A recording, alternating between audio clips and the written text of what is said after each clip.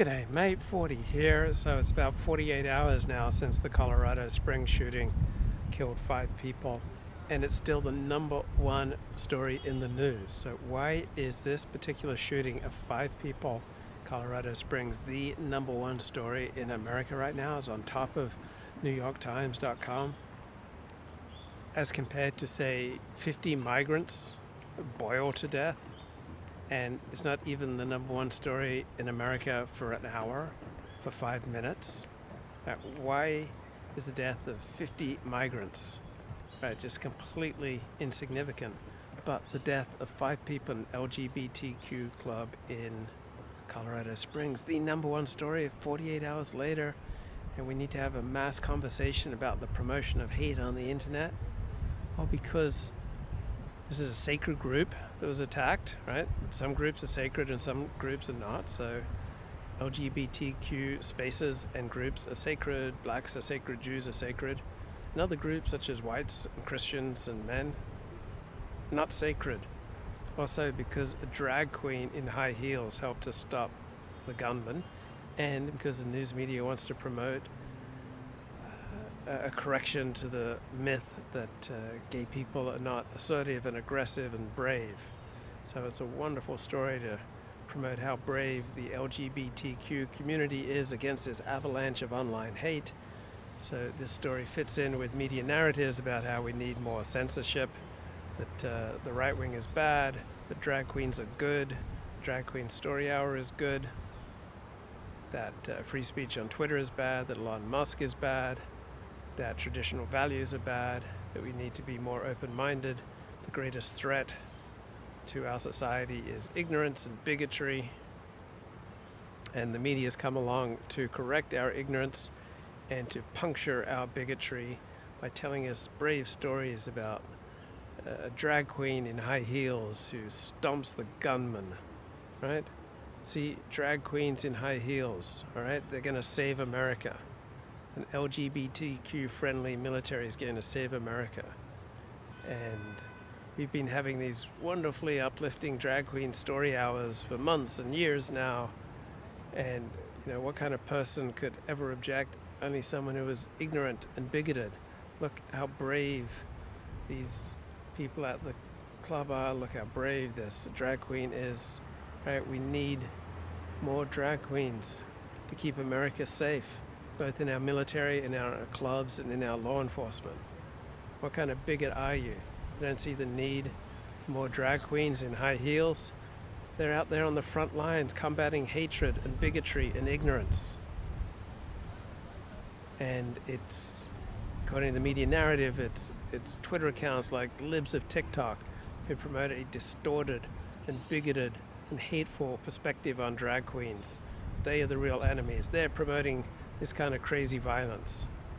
So this is why this group is sacred, this shooting is sacred, and the deaths of 10 times as many people, right, can't even capture the New York Times' primary attention for 5 minutes, let alone for 2 days.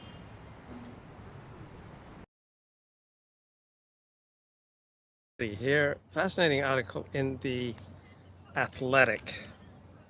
Right, so I subscribe to the Los Angeles Times, the New York Times, the Wall Street Journal, Washington Post, The Athletic, Apple News Plus. All right, I do that for you to give you the latest and greatest.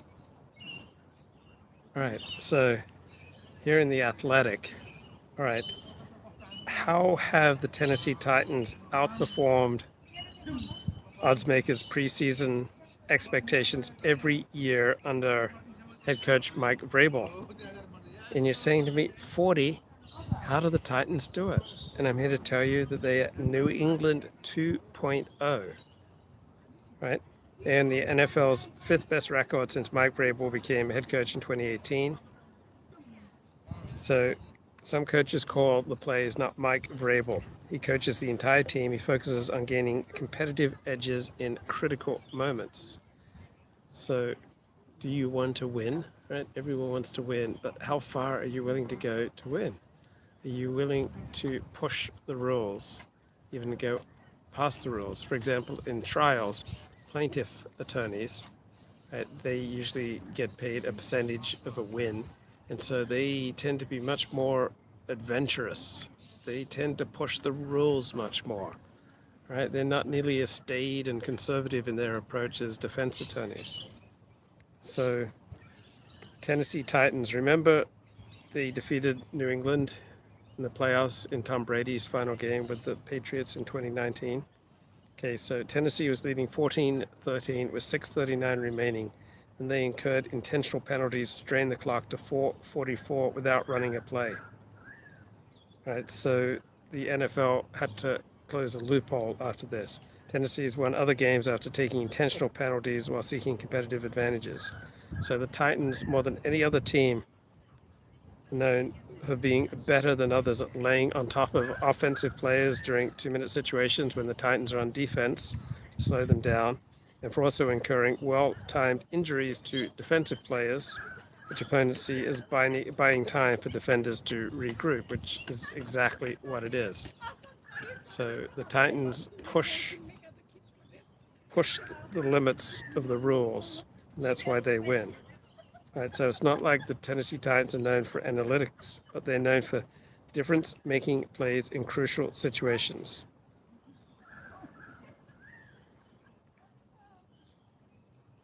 So under Mike Vrabel, the Tennessee Titans have led the league in opponents' false starts. Why is that?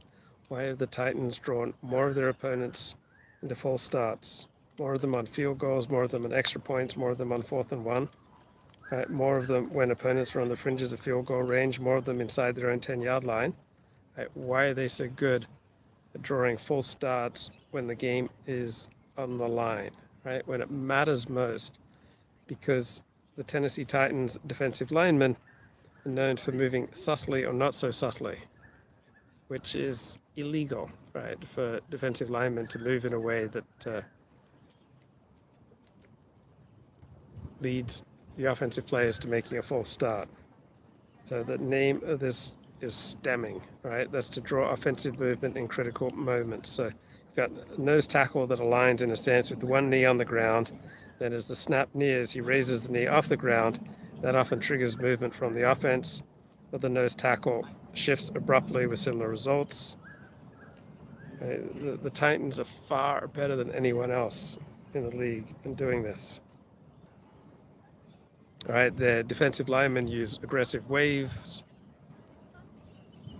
You know, they use arm waves. They use, all different sort of subtle movements to draw the offense offside.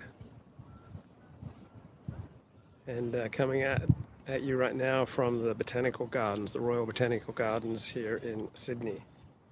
So, not very good sportsmanship, but it's helping them win games. So Tennessee, like New England, also realizes that defensive holding is rarely called, right, on defensive linemen.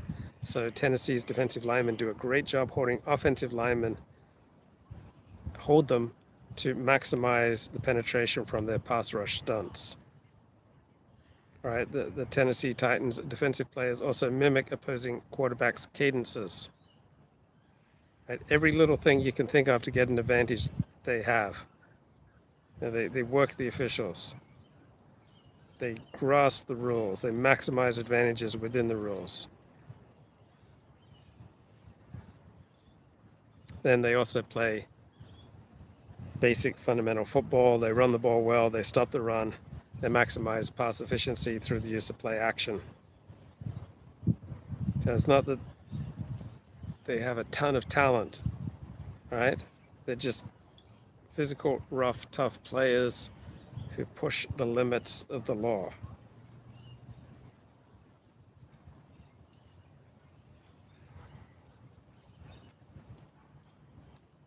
So they have a heavy run game, great play action, and their defensive backfield, all right, there's a lot of illegal contact and defensive holding. So what's the temperature there? It's 70 degrees right now. So 20 degrees Celsius, 70 degrees Fahrenheit. So New England Patriots also do this. They just hold and hold and hold. That's how they're able to slow down Peyton Manning, all right, because officials just get tired of calling pass interference. And so the Pittsburgh Steelers did this against the Dallas Cowboys. So when Dallas Cowboys played the Pittsburgh Steelers in 2 Super Bowls, Tom Landry told that the Cowboys don't get into fights with the Steelers because the Steelers are bigger and tougher and rougher than you are. Right? The Cowboys in the 70s under Landry were a finesse team. The Steelers were a brawny team built, with extra steroids. So you'd look at the Steelers' offensive line and they were just incredibly cut. Like their physique was just unbelievable. While for the Cowboys' offensive line, their stomachs would just be, hanging out over their gut because the Steelers were on many more steroids.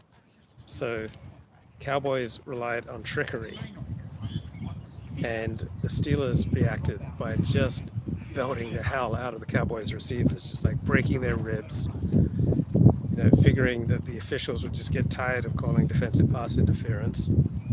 And though the Cowboys played them very tight in both Super Bowls in the 1970s, the Steelers, ended up winning, and in large part because they just beat the hell out of the Cowboys receivers, knocking them out of the game, breaking their ribs. Right? They didn't keep within the law. The Pittsburgh Steelers led the way in the illegal use of steroids in the 1970s. And so that's how they were able to win 4 Super Bowls, right? Because they bent the law, broke the law, took the steroids, played dirty, belted the hell out of their opponents, broke ribs, knocked people out of games. And it's a lot like Tennessee Titans football, a lot like New England Patriots football. So yeah, it's a beautiful day here at the Royal Botanical Gardens. It's just so nice being able to walk all over Sydney. And I've never once felt fear in Sydney. I've never felt concern. So my mind is not occupied by things like that: fear, concern, worry, keeping an eye out for super predators. Right? So instead, my mind can roam free to bring more and more of these amazing insights to my live streams. So I'm not preoccupied by super predators and criminals and dangerous situations, trying to steer away from unsavory characters. And it's not like New York City or Washington, D.C. or LA or San Francisco. It's just, imagine all the people living life in peace. I know you say I'm a dreamer, but I'm not the only one. Perhaps one day you'll join us and the world will live as one. So this is right next to the Central Business District. Right, you got the CBD just behind these trees, about half a mile away, the Central Business District of Sydney. I've got the Opera House is that way, about half a mile. All right, concentrated Sydney is just to my left. What is the size of Sydney compared to New York City? So there are about 6 million people who live in Greater Sydney, but I don't think it's as concentrated with people as New York City. Los Angeles is actually more concentrated than New York. And so you don't have 10 people living in an apartment here, like in Los Angeles and New York. So you have a lot of people, but there's so many parks. There's so much space. And our cathedrals, right? Beautiful cathedrals, beautiful churches, but the real Aussie cathedrals are our beaches. And our beaches are magnificent. And then everywhere you go, there are these great, big, beautiful, well-tended parks. You just don't see any trash. Lots of public toilets. No trash. Very little graffiti. Just see the occasional bum lying on a bench, but they're not causing any disruption. It's just a peaceful, easy feeling. Sydney, I know you won't let me down. Yeah, no migrants hiding in women's restrooms, waiting to assault people. No, you don't have that in Sydney, right? This is the lucky country, right? The hobos, right? They don't cause problems here. Not that I've seen yet. Only had one person ask me for money, and it was a very gentle ask. Oh, I'm riding public transport all around Sydney, riding light rail, buses, the ferry, and on average it's costing me 67 American cents a day. I ride the light rail down to Circular Quay, and then I take those ferries over to Manly, then ride the ferry back and take the light rail back. And at the end of the day, I am out $1 Australian, right? 67 American cents. So are there gang members in Sydney? Yeah. There are the Lebos, the Lebanese, right? Lebanese and some Afghans. I think they tend to dominate the drug trafficking, but there's no legal marijuana. And I'm sure there are people doing illegal drugs here, but I see very little sign of it. And I haven't smelt that sickly, sweet smell of marijuana since I've been in Australia. And that's a giant relief. So I walk through the busiest streets in Sydney, and yeah, I see some bad hombres, right? I see some tough-looking dudes, right? Who I would not want to have a run-in with, but not bothering civilians. Right? To the extent there's organized crime in Sydney, they rarely bother civilians. Now, there's a lot of entrepreneurship and moderate amount of financial scams in Sydney. Right? They're very likely to be introduced to you by an acquaintance. But people, by and large, aren't breaking into your home. They're not holding you up. Right? They're not sticking a knife in your ribs. They're not shooting you. I hear police helicopters, but they're always monitoring. They're monitoring the oceans, like anyone getting caught in a riptide or something like that. So you'll see signs at the oceans warning about dangerous currents. But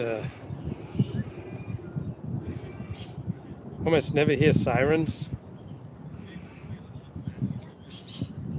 I had this very little sense of panic.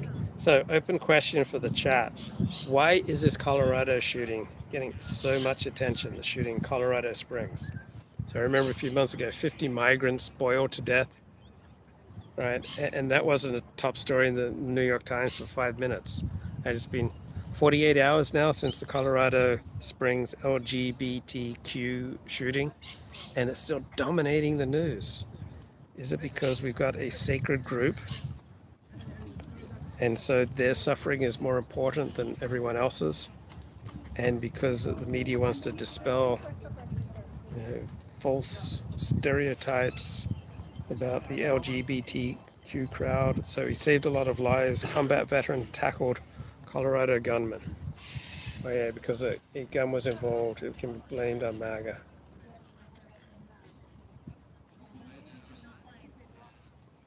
So the quick actions of a retired Army major and a drag performer in high heels, guys, took down the gunman before he reached a crowded patio. So thank God for drag queens in high heels, man.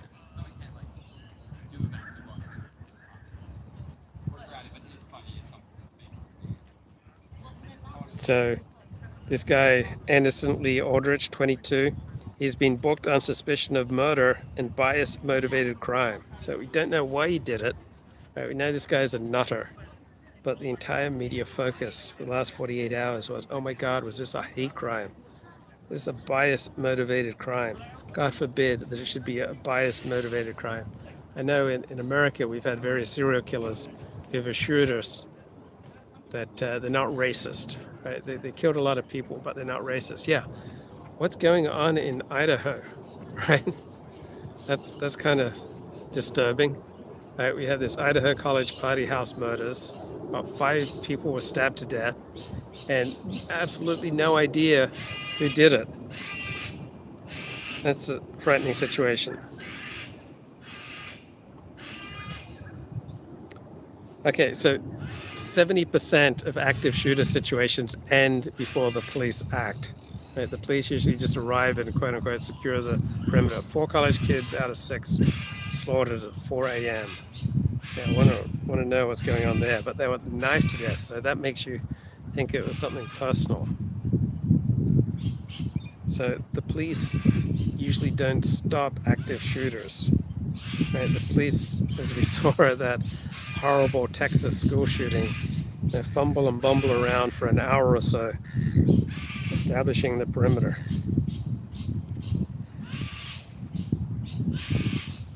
So in this case,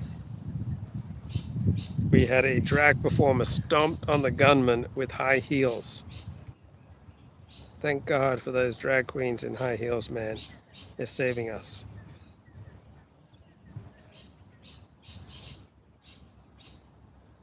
They're keeping America safe. And let's never forget these victims of the LGBTQ club, like these gay, transgendered individuals who suffered because of American homophobia.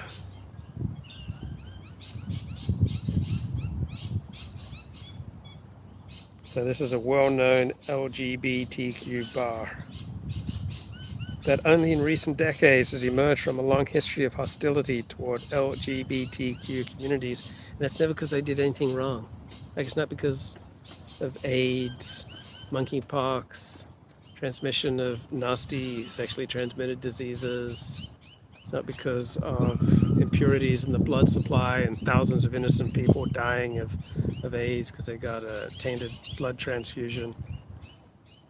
It's not because of anything the LGBTQ community has done wrong. They've just been hated for absolutely no reason whatsoever. But maybe if the media can just bang on about how brave these people were at this club and how the drag queen stomped on the shooter with her high heels. I think if we just get 175 more articles like that, we can finally overcome America's very sad, long history of homophobia.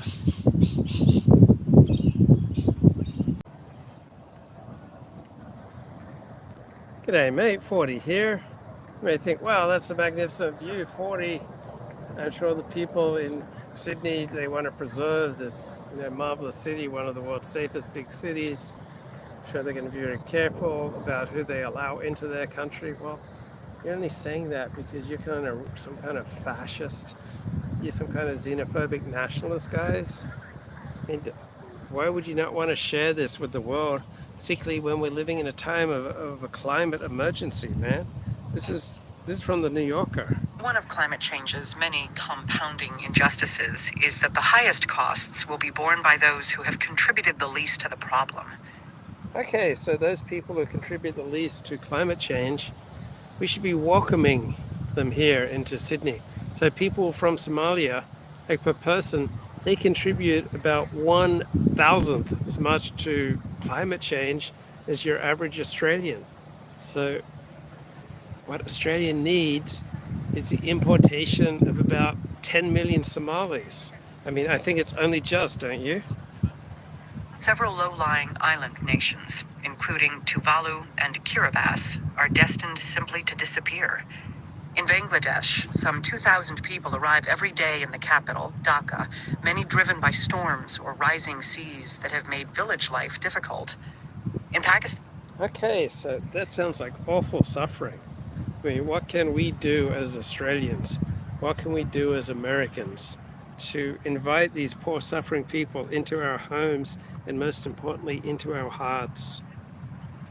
This past summer, flooding caused by supercharged monsoon rains killed 1,000 people and forced 600,000 more into relief camps.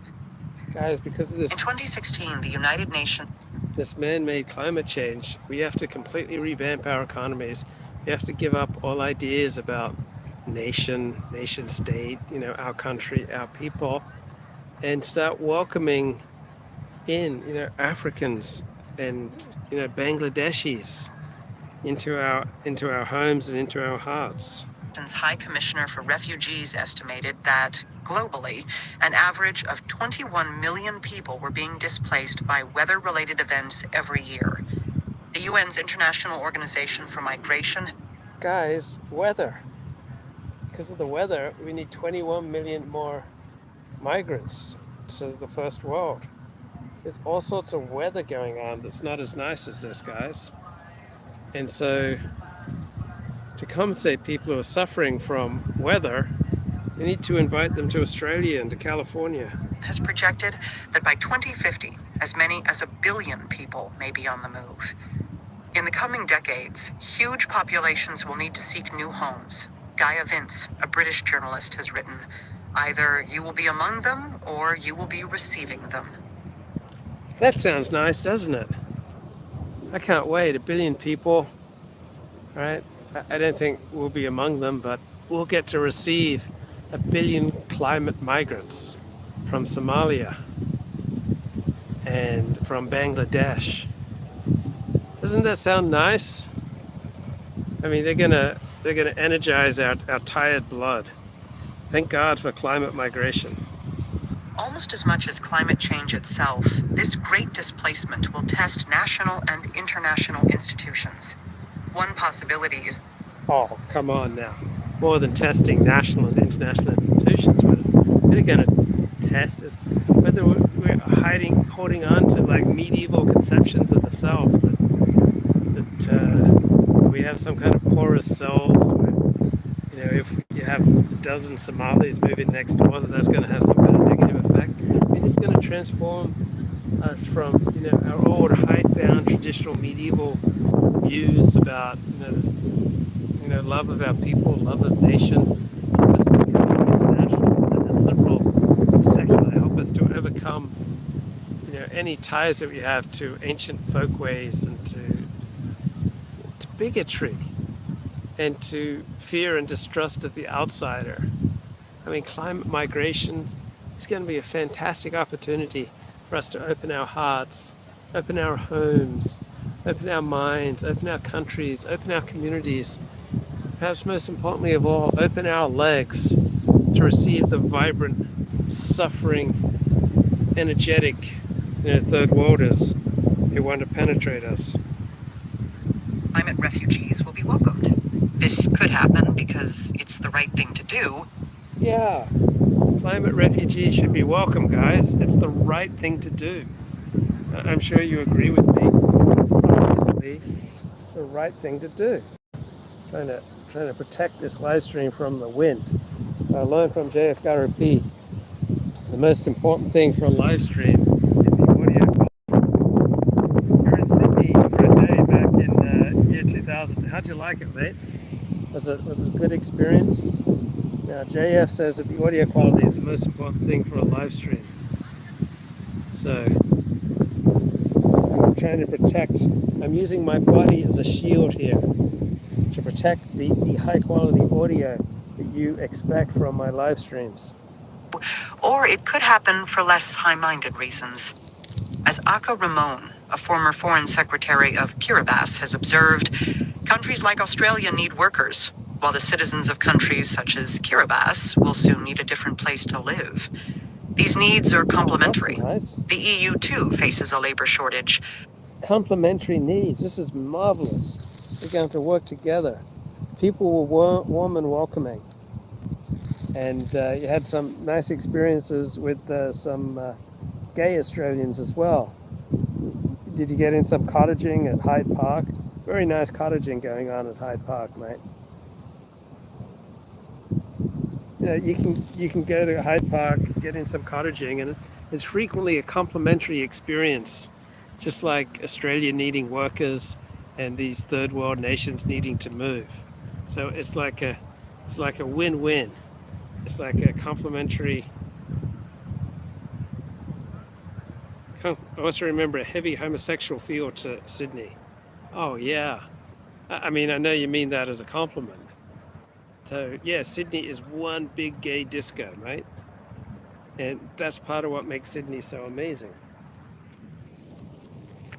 communiqué issued by the European Commission in April noted that there's a strong economic case for allowing in more legal immigrants, especially since the transition to a climate-neutral economy will require additional labor and new skills. Climate migrants could play a key role in decarbonization, providing a new kind of... Yeah, that's what we need. We need climate migrants. They could play a really significant role in decarbonization. So how do we select for migrants who can play a key role in decarbonization? I mean, that would be awesome, right? Bring in some migrants, get some really powerful decarbonization going on, a really powerful cleansing experience, man. That would just be tops. So I'm just kind of lying on my back here, just ignore me and just hanging out. You may think, oh, 40, you're trying to pose in some kind of seductive way, but I'm an intellectual. I'm a very spiritual man. I'm a very respectable man. I'm not just lying on the grass in a seductive manner trying to score some action. You would be completely wrong if that's what you thought was going on right now. I'm just stretching out to provide you with the highest quality audio experience for this live stream. But yeah, I remember when I was back in the 90s posing for Playgirl. I was asked to do poses like this, but that's a long time ago. I'm a different man now. I'm not like that anymore, mate. I've changed. Times have changed. Feelings change. Of win-win narrative. Another possibility is that climate migrants, like millions of migrants before them, will be despised. Oh no. Rich countries, including those in the EU, will try to keep refugees out, and those who manage to slip in will be herded into camps. That's bad. In an effort to gain power, right-wing politicians will vilify them, and this will encourage yet more racism and xenophobia, a social feedback loop.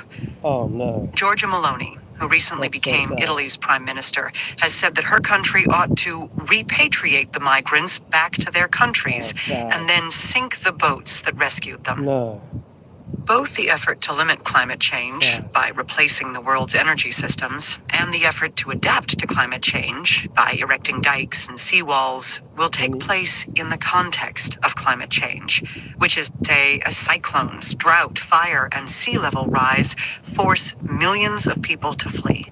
Oh, wow. It's possible that cascading crises will accomplish what 30 years of climate negotiations have not, and unite the world to seek the best way forward. I hope so. Or it's possible that the same forces that have prevented cooperation in the past, nationalism, corporatism, sectarianism, fear, will, under the stress of climate change, only intensify.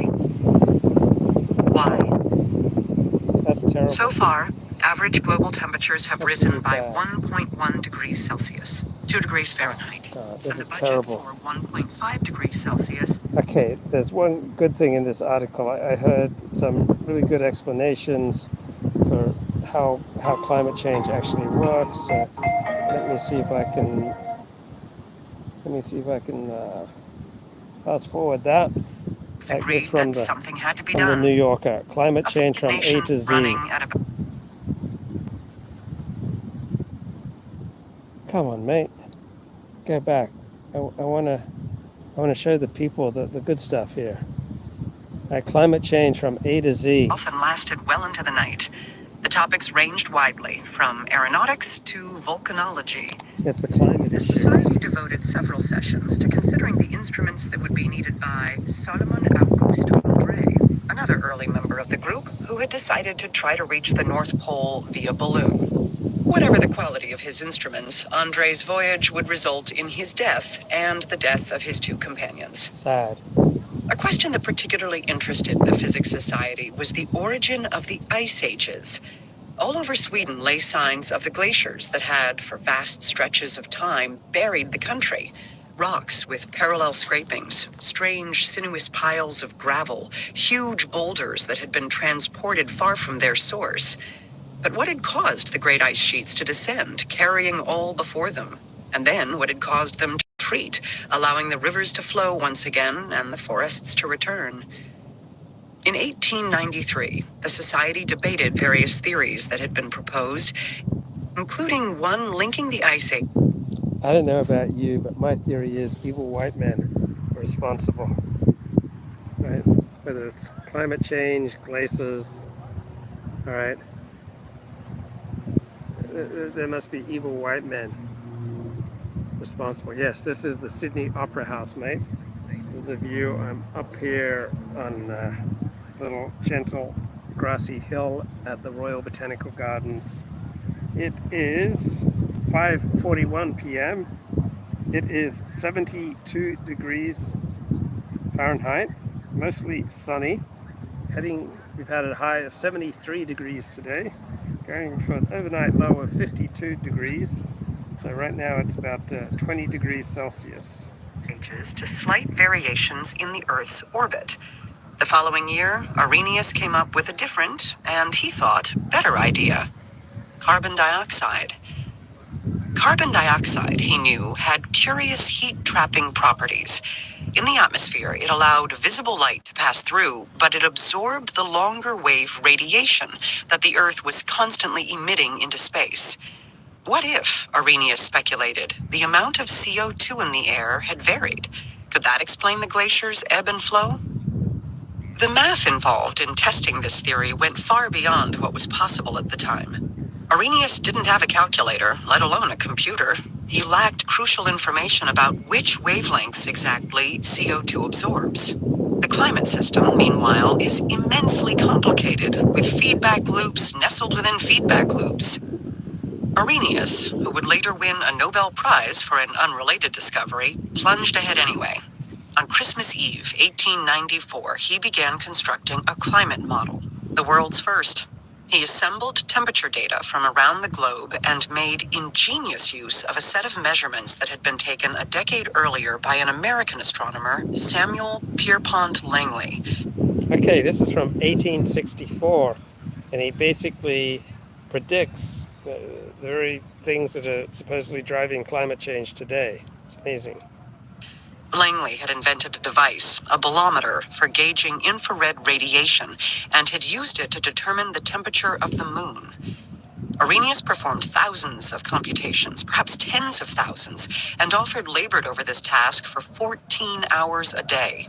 He was still calculating away as his marriage fell apart. In September 1895, Rudbeck moved out.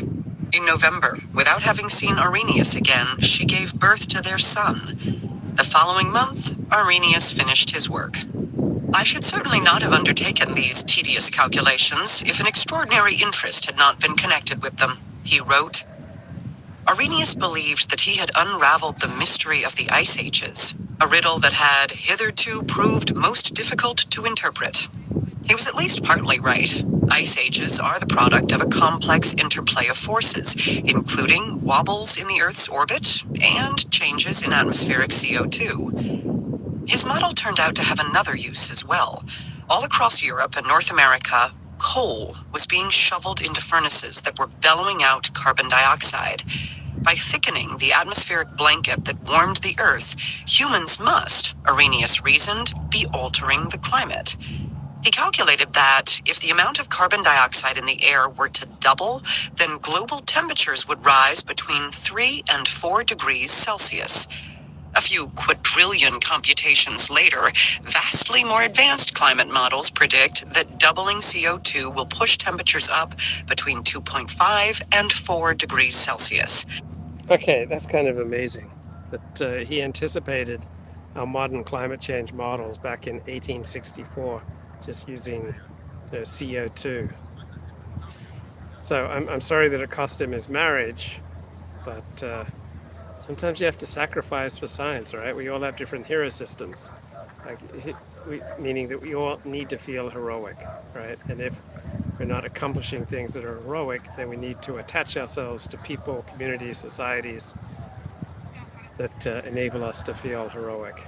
So if you're not making breakthrough scientific calculations, you're not making earth-changing YouTube live streams, if you're not creating amazing works of wooden sculpture, right, you have to attach yourself to some community Maybe you're a Dallas Cowboys fan and you bask in the reflected glories of the Dallas Cowboys, and thereby you feel heroic. So you have to attach yourself to something heroic.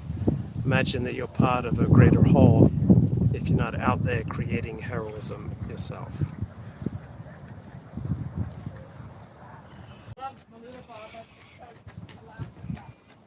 G'day, May 40 here. So I'm walking around Sydney Harbour, looking at the Sydney Opera House, the beautiful Royal Botanical Gardens, listening to my Apple News Plus audio productions. This is what the half Asian, half white protagonist reveals about America. Very scary stuff here, guys. I need to provide warnings for you. I'm not sure you have to handle this. Why does the half Asian, half white protagonist make us so anxious? Yeah. Written by Andrea Long Chu for New York Magazine. Narrated by Emily Wu Zeller. Please be advised, this article contains racial slurs. Oh no. It only takes a few years. An economic catastrophe brings on the partial collapse of American society. As the nation recovers, an ascendant right wing blames the crisis on China. In the years following, the United...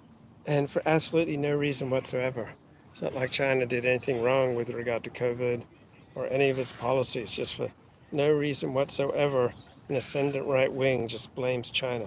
Sad. The United States is rebuilt as an authoritarian nation under the Preserving American Culture and Traditions Act. Wow, that sounds awful. The Preserving America Cultures and Traditions Act. Well, on reflection, it's an act that probably sounds good for some people and bad for other people. So who would have thought that different legislation might impact some people's positively and other people's negatively? So this article seems to be saying that some of politics at least is a zero-sum game. Who would have thought that? I certainly wouldn't. So an ascendant right wing taking power in America with a kind of an anti-China bias and tries to preserve American traditions. This is very scary stuff. Colloquially known as PACT, an expansive law that allows the government to ban books, monitor private citizens, and disappear political dissidents. All in the name of preventing the spread of un-American views. Yeah, I'm really sure that's just right around the corner. Man, the Republicans sure are scary, right? Wanting to intrude on our private speech like this. A category that grows broader by the month, appearing sympathetic to China. Well, look, there are situations where you do want to restrict speech. Right? There are situations when you want to enhance the power of tradition and community, where you want to weld people together rather than encourage people to divide up. So diversity means, the less we have in common, the better. I don't know anyone, though, who's calling for this kind of legislation. Appearing insufficiently anti-China, having any doubts about anything American, having any ties to China at all, no matter how many generations. Right, so there would be some outside context, right, that would play a role here. This would depend on how China operates. Right, the reason that there's anti-China sentiment is because of concrete things that China has done that have hurt other people. China is very unpopular in the world. It's not just some right-wing racist thing to hate China. Plenty of people on the left hate China. It's past. This is fiction, obviously, even as it clearly brings to mind Japanese incarceration and the rise of McCarthyism as... No, it doesn't bring to mind Japanese incarceration. There's nothing like that. Right? Japanese Americans who lived on the West Coast were told that they either had to move or that they would be put in relocation camps. Right? People's private conversations were not monitored to this extent. There wasn't any kind of overall social crackdown, anything equivalent to what this novel describes. So it's a pretty normal response when your country goes to war with country B, right? Members of your country A who have ethnic, racial, religious, cultural ties to country B are going to come under suspicion. Well as the wave of racist attacks on people of Asian ancestry since the pandemic began. Okay, these racist attacks have been part of America's huge boom in crime since George Floyd died. right? And there's been one primary group of super predators who's been carrying out these crimes, and Asian Americans are still the safest of any major racial ethnic group in America, right? They are less likely to suffer from violent crime than any other racial group in America. But in America today, we're strongly incentivized to maximize a sense of victimhood and grievance. So the American thing now is to proclaim how much of a victim you are, to proclaim your grievances against the white Christian majority.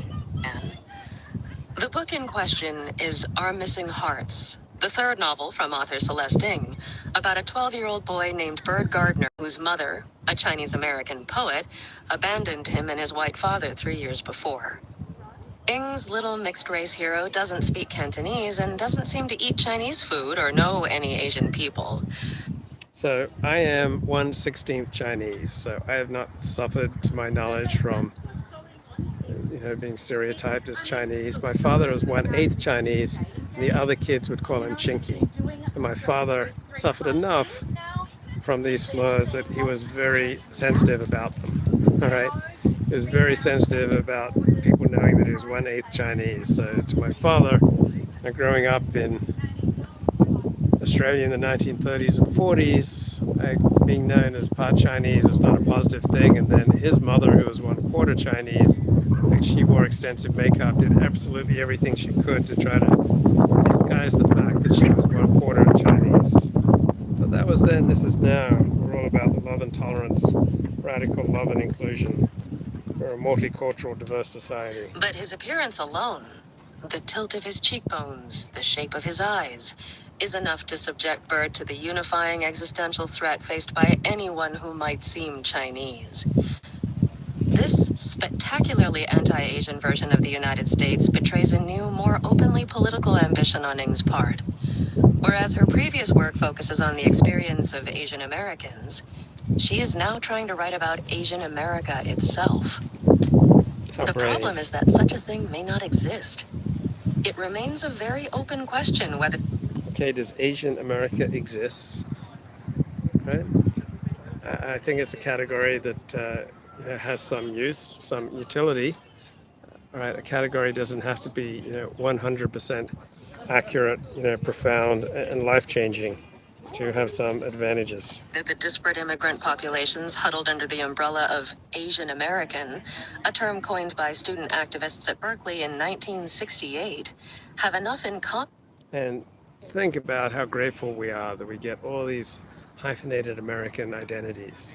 I think about how much better off we are with Asian American, Black American, and Jewish American, dividing America up into more and more disparate groups so that we're less and less able to have a public, to have a communal sense, but instead we celebrate that we have so very little in common.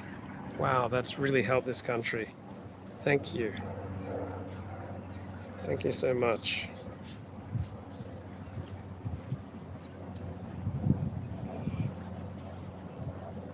Come on now. Common to justify a shared politics or even a shared identity. Nobody, most of all Asian Americans, really believes that Asian America actually exists, contends the journalist Jake. Okay, so Jewish American, that doesn't really exist for some people because if they're living it from the inside, they think, oh, there are so many different kinds of Jews, Jewish just has no meaning. And if you're Asian American, I can imagine that there are so many different types of Asian identity that you think, Asian identity just doesn't have any objective meaning.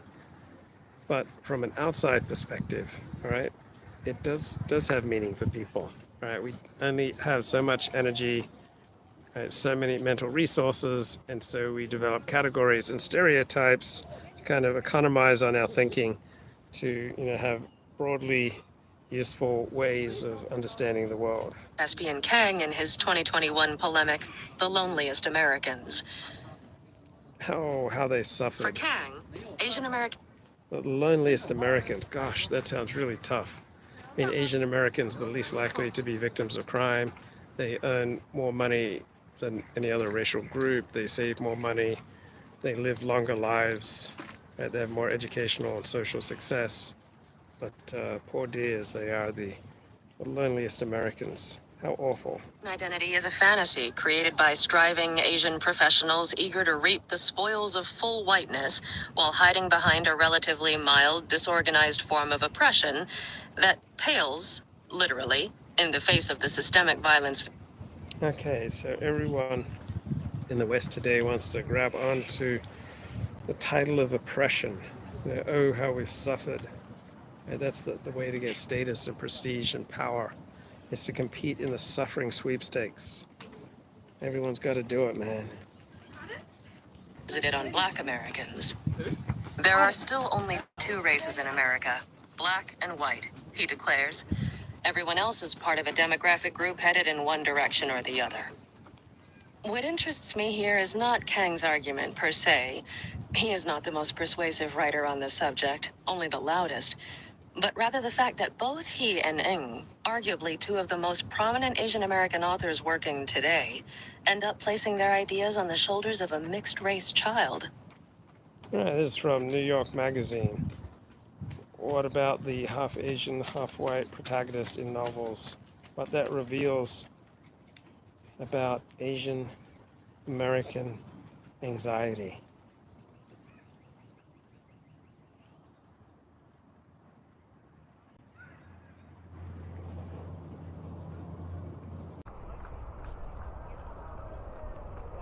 G'day mate, 40 here.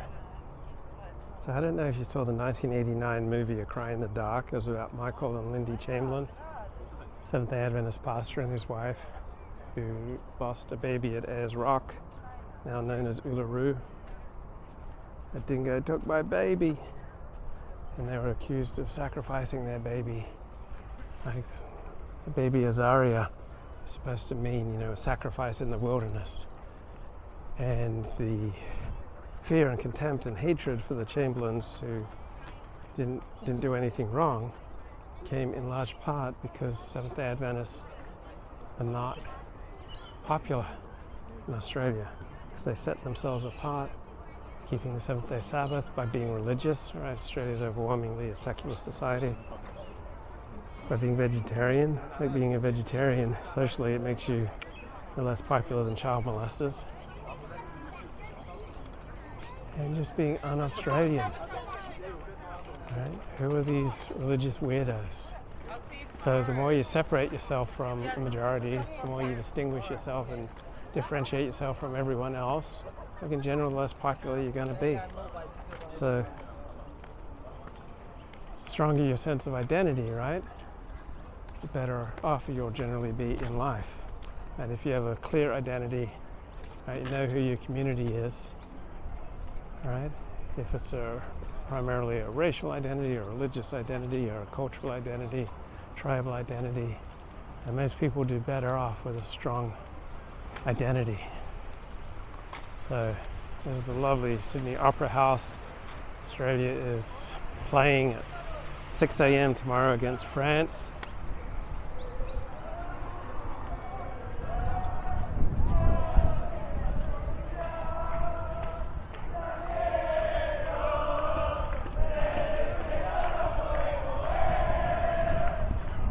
So, this Argentina, they all excited about the World Cup.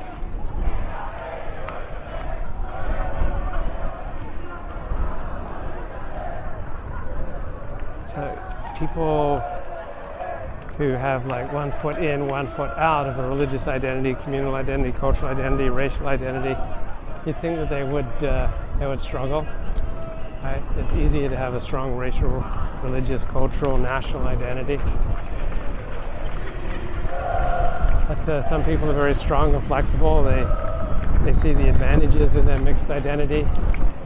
But generally speaking, the more guardrails you have in life, the better off you do. So some people in mixed race struggle. They don't know if they're white or Asian. They don't feel like they belong to either group. This is Argentina, right?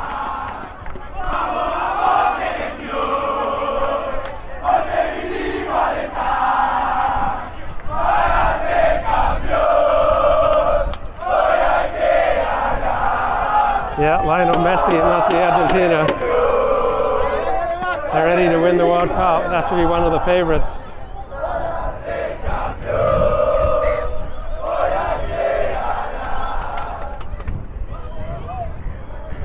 And I could hear them across the harbor.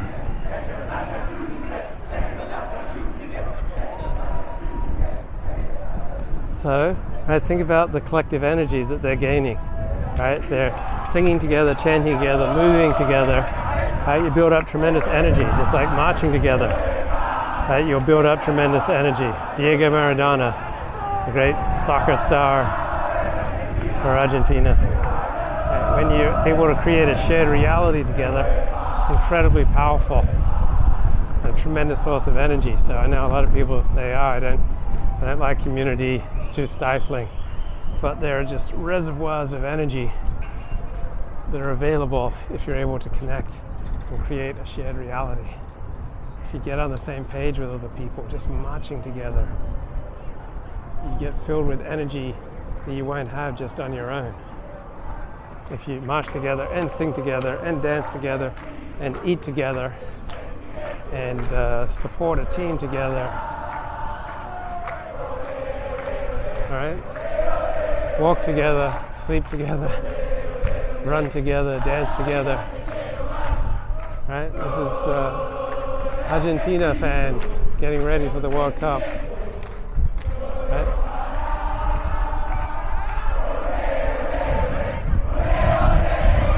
Oh man, they're really hitting their peak now.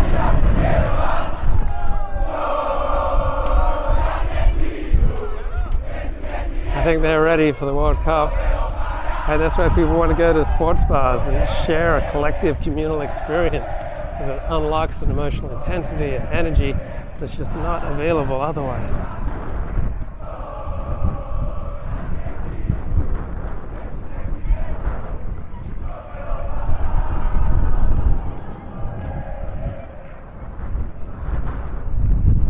Magnificent Sydney Opera House.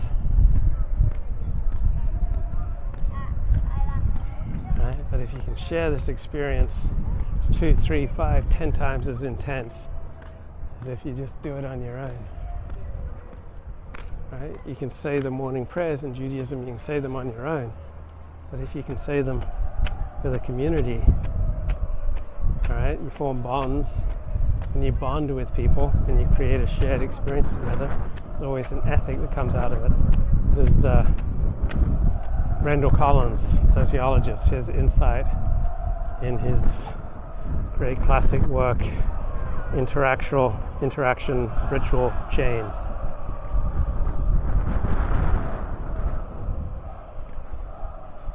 Sydney, I love you, I love you.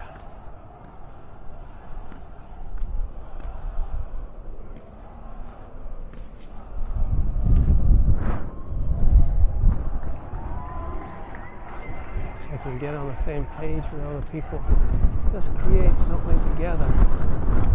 Man, there's a whole new experience that's available to you, a whole new strength and energy. You can accomplish things you could never accomplish on your own.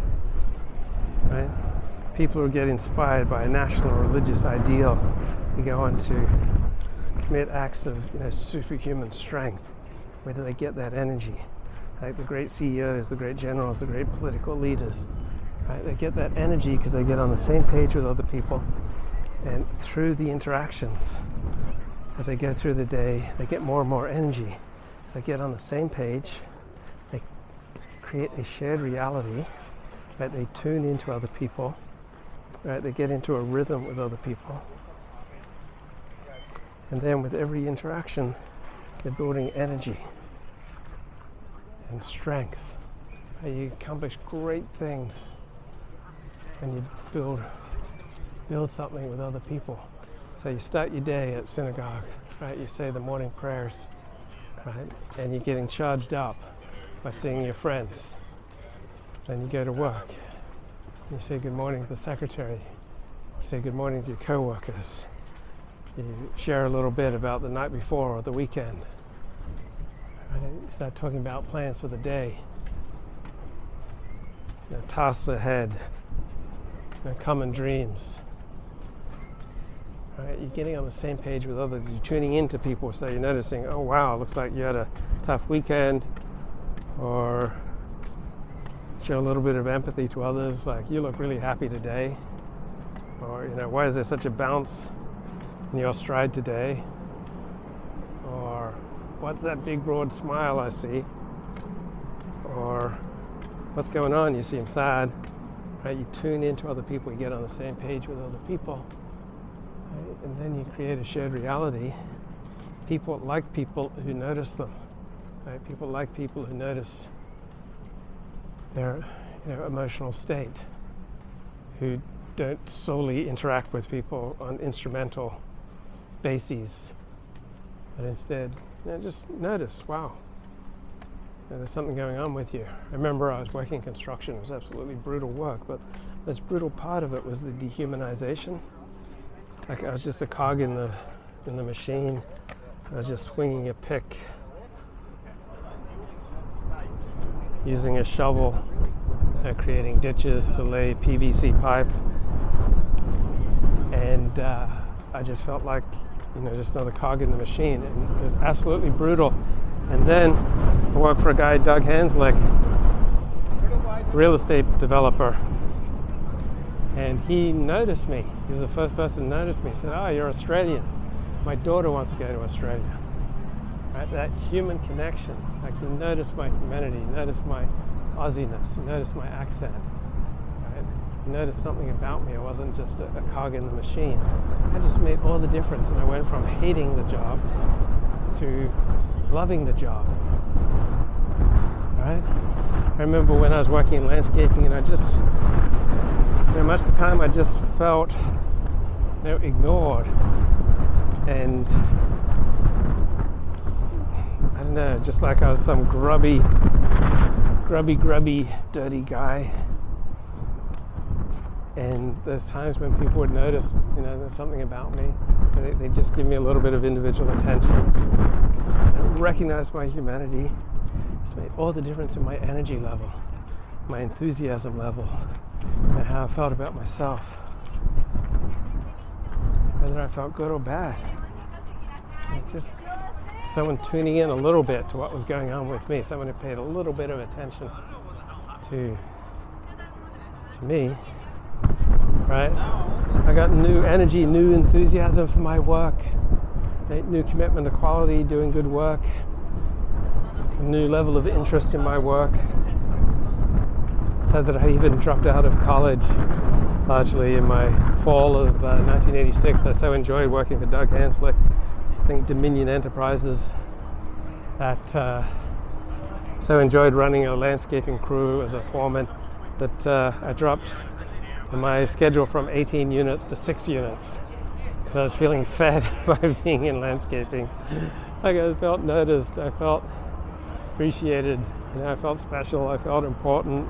I was getting fed, creating a communal sense. And then the winter set in, it was absolutely miserable.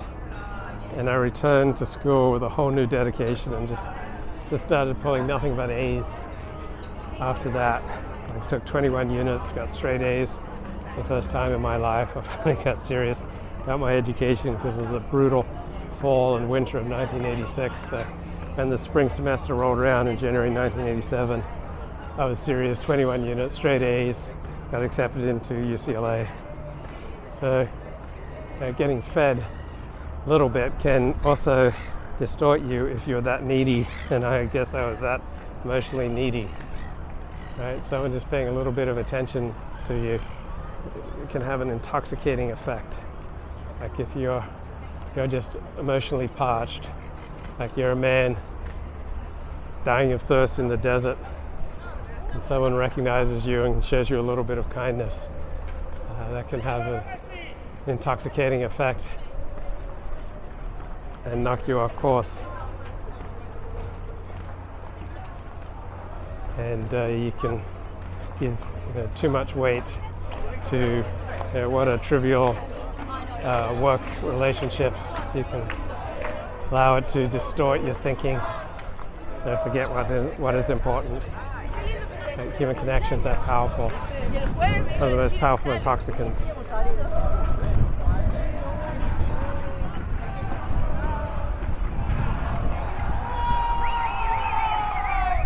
It's where Vance Joy was rehearsing on Friday.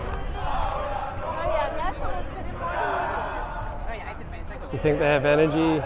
I think they found some emotional energy there.